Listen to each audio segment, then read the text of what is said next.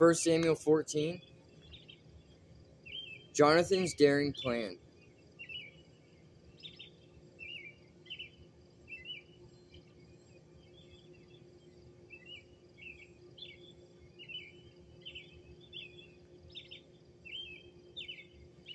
One day, Jonathan said to his armor-bearer, "Come on, let's go over to where the Philistines have their outpost." But Jonathan did not tell his father what he was doing. Meanwhile, Saul and his 600 men were camped on the outskirts of Gibeah, around the pomegranate tree at Migron. Among Saul's men was Ahijah, the priest, who was wearing the ephod, the priestly vest. Ahijah was the son of Ichabod's brother Ahitub, son of Phinehas, son of Eli, the priest of the Lord, who had served at Shiloh. No one realized that Jonathan had left the Israelite camp. To reach the Philistines' outpost, Jonathan had to go down between two rocky cliffs that were called Bozez and Sanah. The cliff on the north was in front of Michmash, and the one on the south was in front of Geba. "Let's go across to the outpost of those pagans," Jonathan said to his armor-bearer. "Perhaps the Lord will help us, for nothing can hinder the Lord. He can win a battle whether he has many warriors or only a few." "Do what you think is best," the armor-bearer replied. "I'm with you completely, whatever you decide." "All right, then," Jonathan told him. "We will cross over and let them see us. If they say to us, 'Stay where you are, or we'll kill you,' then we will stop and not go up to them. But if they say, 'Come on up and fight,' then we will go up. That will be the Lord's sign that he will help us defeat them." When the Philistines saw them coming, they shouted, "Look, the Hebrews are crawling out of their holes." Then the men from the outpost shouted to Jonathan, "Come on up here, and we'll teach you a lesson." "Come on, climb right behind me," Jonathan said to his armor-bearer, "for the Lord will help us defeat them." So they climbed up using both hands and feet, and the Philistines fell before Jonathan, and his armor-bearer killed those who came behind him. They killed some 20 men in all, and their bodies were scattered over about half of an acre.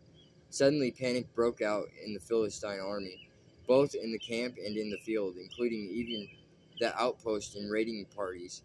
And just then an earthquake struck, and everyone was terrified.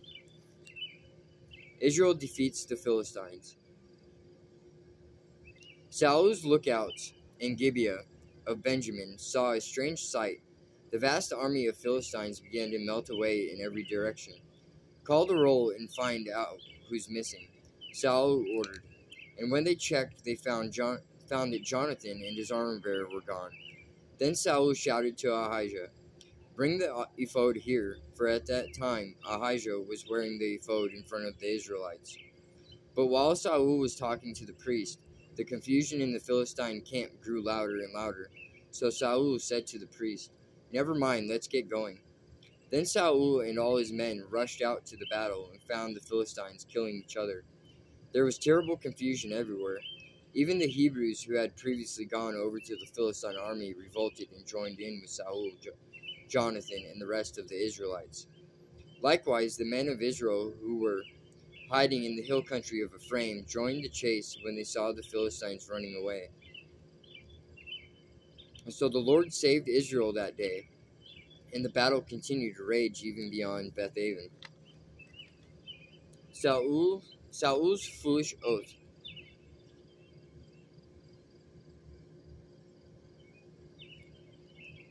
Now the men of Israel were pressed to exhaustion that day, because Saul had placed them under an oath, saying, "Let a curse fall on anyone who eats before evening, before I have full revenge on my enemies." So no one ate anything all that day,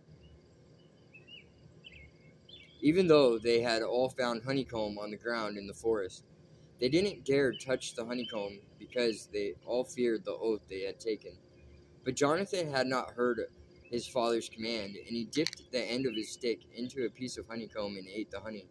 After he had eaten it, he felt refreshed.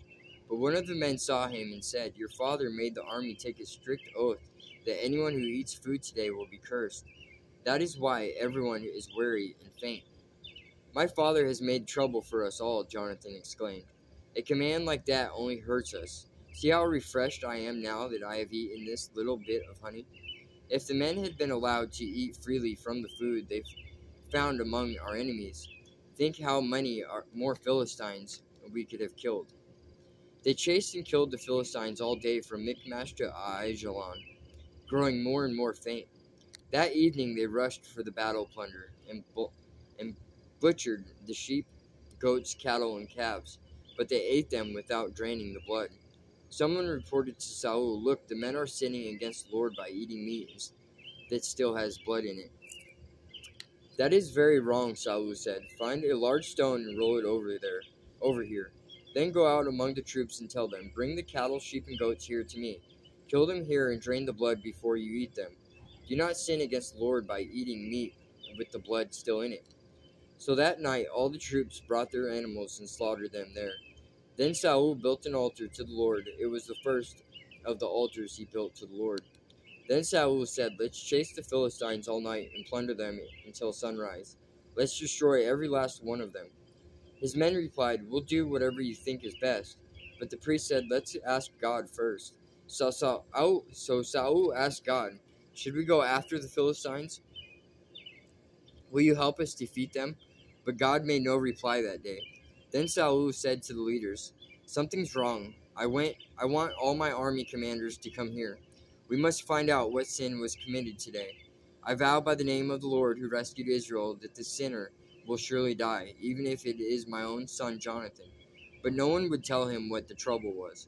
Then Saul said, "Jonathan, and I will stand over here, and all of you stand over there." And the people responded to Saul, "Whatever you think is best."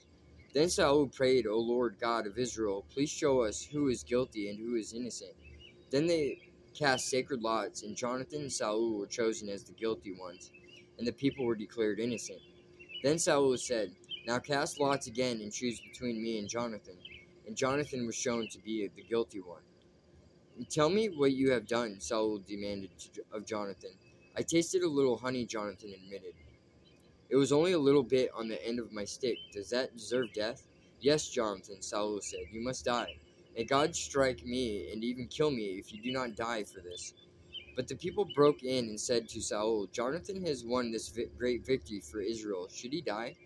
Far from it. As surely as the Lord lives, not one hair on his head will be torched. For God helped him do a great deed today, so the people rescued Jonathan, and he was not put to death." Then Saul called back the army from chasing the Philistines, and the Philistines returned home. Saul's military success. Now when Saul had secured his grasp on Israel's throne, he fought against his enemies in every direction, against Moab, Ammon, Edom, the kings of Zobah, and the Philistines, and wherever he turned, he was victorious. He performed great deeds and conquered the Amalekites, saving Israel from those who had plundered them. Saul's sons included Jonathan, Ishbosheth, and Melchishua. He also had two daughters, Merab, who was older, and Michal. Saul's wife was Ahinoam, the daughter of Ahimaaz, the commander of Saul's army. Was Abner, the son of Saul's uncle Ner. Saul's father Kish and Abner's father Ner were both sons of Abiel. The Israelites fought constantly with the Philistines throughout Saul's lifetime. So whenever Saul observed a young man who was brave and strong, he drafted him into his army.